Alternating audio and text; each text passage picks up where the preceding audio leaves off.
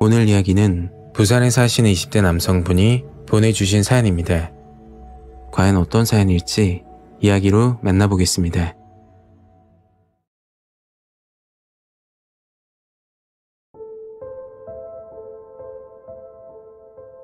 지금부터 한 달 전쯤 삼촌에게 들었던 무서운 이야기를 제보하려고 합니다. 현재는 다른 업에 종사하고 계시지만 불과 2년 전까지만 해도 배를 타셨어요. 지금부터 8년 전 2016년도에 있었던 일입니다. 그 당시 삼촌은 부산에서 어업을 하고 계셨어요. 5월에서 6월이 꽁치가 제값을 받는 철이라 꽁치잡이 배들이 한창 바쁠 때라고 말씀하셨죠. 정확한 날짜는 기억이 안 나는데 5월 초쯤 꽁치 어업을 하다 정말 무서운 일을 겪으셨다고 합니다. 그날은 화창한 초여름 날씨였고 부산 감천항을 출발해 북태평양에서 꽁치 어획을 하는 코스였습니다. 한번 나가면 2일에서 3일 정도 후에 돌아오는데 꽁치 어류 특성상 그물에서 올라오면 고등어처럼 금방 죽어버린다고 하더군요. 그래서 산채로 잡는 건 불가능에 가깝기 때문에 신선도를 위해 짧은 어획을 한다고 하셨어요.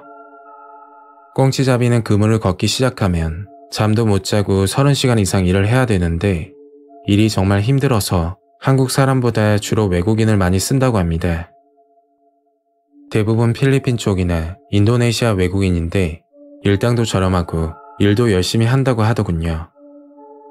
그렇게 삼촌은 한국 선원 4명과 외국 선원 6명을 태우고 꽁치배를 타게 됐죠.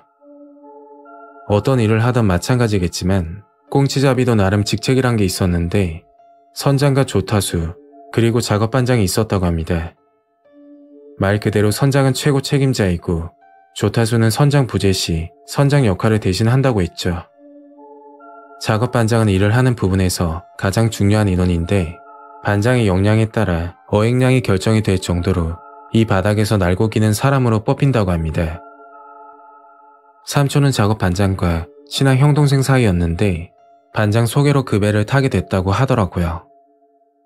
배를 타기 하루 전날 삼촌과 반장 형님은 술을 한잔 했다던데 반장 형님이 말씀하시길 동생아 고생 안 시킬 테니까 희야 믿고 같이 가자. 돈을 아무리 준다고 해도 피하는 게 꽁치잡이인데 삼촌은 그 말을 듣고 배에 타게 됐죠. 드디어 목적지를 향해 출발했고 반장 형님이 작업 지시를 내렸답니다. 상자마다 노끈을 연결하는 일인데 꽁치를 담은 상자를 쉽게 옮기기 위해서 작업을 하는 거였죠. 노끈 작업은 쉬운 편이라서 한국인 선원들이 하게 됐고 힘든 그물 작업 준비는 외국인 선원이 맡았다고 합니다.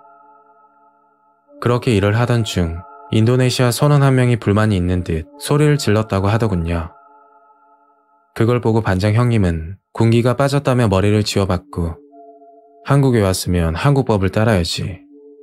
그렇게 농담식으로 넘어갔다고 했죠. 국내 선원들은 작업 준비를 끝내고 쪽잠을 자기 위해 배 모서리 쪽 임시 천막을 설치해서 쉬고 있었다고 합니다.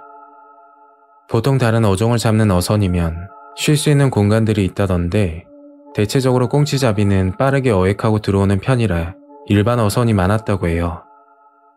천막 안에서 삼촌은 잠이 들었고 대략 30분 정도 지났을 때 선장님이 삼촌을 조용히 불렀답니다.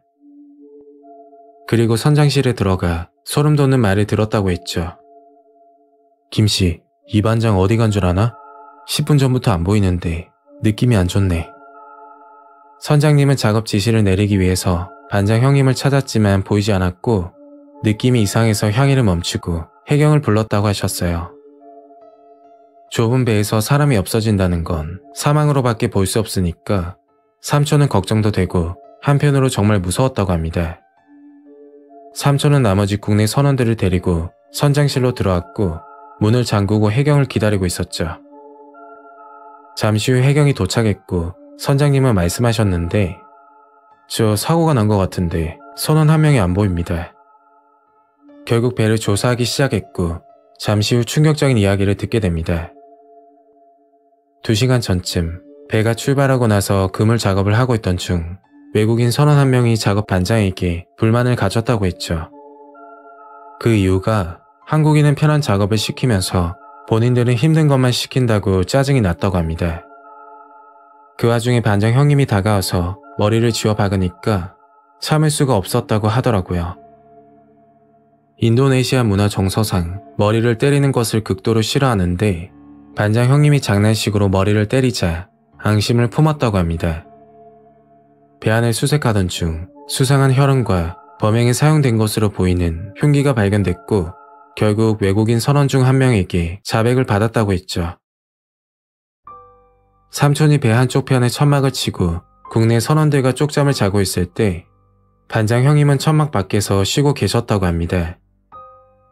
배 난간에 앉아 잠깐 눈을 붙인 사이 흉기에 가격을 당했고 반장 형님은 바다에 던져졌던 거죠. 범인은 모든 범행을 혼자서 했다고 자백을 했다던데 삼촌이 볼 때는 분명 공범이 있을 거라 생각을 하셨어요. 좁은 배 안에서 흉기로 가격하고 물에 던져지는 모습을 아무도 보지 못했다는 게 상식적으로 이해가 가지 않았답니다. 해경도 그 부분을 의심했던 상황이라 인도네시아 외국인 선원들은 해경으로 갈아타고 삼촌과 국내 선원들은 다시 항구로 돌아왔다고 하더라고요. 배에서 내리자마자 복잡 미묘한 감정 때문에 한참을 우셨다고 합니다. 이 바닥에서 정말 열심히 살았던 형님인데 그렇게 처참하게 가실 줄은 꿈에도 생각하지 못했다고 하셨죠. 삼촌은 오래전 이야기라 덤덤하게 말씀하시면서도 그때 일이 떠오르는지 눈가가 촉촉해지더군요. 물론 삼촌도 그 일을 잊을 수 없겠지만 저도 삼촌이 겪으신 이야기를 듣고 오랫동안 잊지 못하고 지낼 것 같습니다. 오늘 이야기는 여기까지입니다. 구독과 좋아요 잊지 않으셨죠? 다음 영상으로 또 뵐게요. 감사합니다.